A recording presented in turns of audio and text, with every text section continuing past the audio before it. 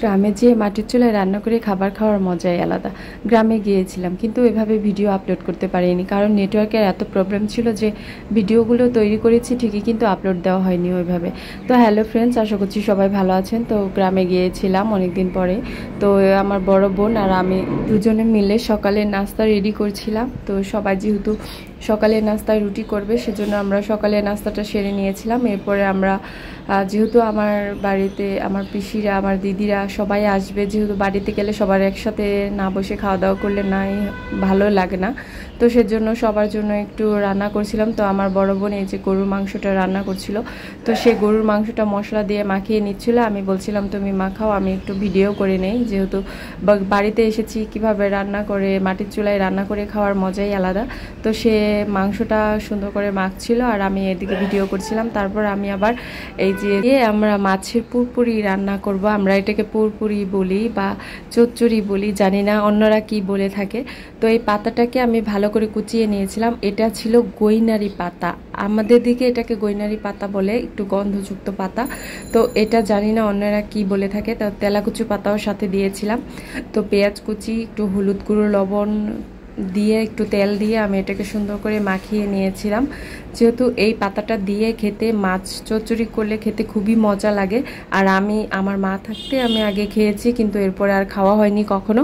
তো আমার বড় বোন এটা খুব ভালো করে রান্না করে, তো সে আমাকে বলছিল এটা মাখিয়ে দাও, তারপর সে রান্না করবে। যেহেতু বাড়িতে আমার পিসিরা, আমার দিদিরা সবাই আসবে, একসাথে আমরা খাওয়া দাওয়া করবো, সেজন্য আমরা খাবার রেডি করছিলাম। আর গ্রামে গেলে সবাই একসাথে বসে মজা করে খাবার খাওয়ার মজাই আলাদা। তো এই যে আমরা রান্না করছিলাম, আমার বড় বোন রান্না করছিল আর আমি তাকে একটু রেডি করে দিচ্ছিলাম। তো এই ছিল এই যে আমার গ্রামের বাড়ির চিত্র।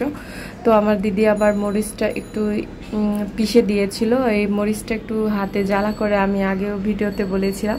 তো এই যে আমি এটাকে সুন্দর করে মিশিয়ে নিচ্ছিলাম চামচের সাহায্যে।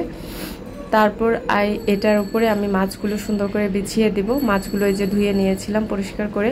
তো এই বড় বড় এই বাটা মাছ দিয়ে, ছোট মাছ দিয়েও ভালো লাগে, কিন্তু তারা বড় মাছ দিয়ে খাবে সবাই, সেজন্য আমি এই যে মাছগুলো একটু ছোট ছোট পিস করে কেটে এটাকে সুন্দর করে উপরে বিছিয়ে দিয়ে তারপরে একটু পানি দিয়ে দিয়েছিলাম। তারপর এটা রান্না হচ্ছিল। আর গ্রামে গিয়ে যখন দেখি যে গ্রামের পরিবেশটা আসলে খুবই ভালো লাগে, কিন্তু এই বৃষ্টি বাদলের কারণে বাইরে কোথাও যেতে পারিনি, ওইভাবে ভিডিও করতে পারিনি। তবে যেটুকু ভিডিও করতে পেরেছি তো সেটুকু আপনাদের সামনে উপস্থাপন করছি। জানি না কার কেমন লাগবে, যদি ভালো লেগে থাকে তাহলে আমাকে একটু কমেন্টস করে জানাবেন। তো এই যে আমার মাছগুলো দিয়ে রেডি হয়ে গেছে আমার চচ্চড়িটা। এখন এটাকে আমি চুলায় চাপিয়ে দেব।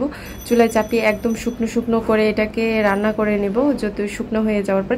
তো সব রান্না বান্না শেষ হয়ে যাওয়ার পরে আমরা সবাই একসাথে বসেছিলাম। রান্না করা হয়েছিল করলা আলু ভাজি, গরুর মাংস, তারপর করেছিলাম শাক ভাজি আর ওই পাতার চচ্চড়ি। তো আমার ভিডিওটা আপনাদের কাছে কেমন লাগলো, যদি ভালো লেগে থাকে তাহলে আমার সাথে থাকবেন। সবাইকে অনেক অনেক ধন্যবাদ।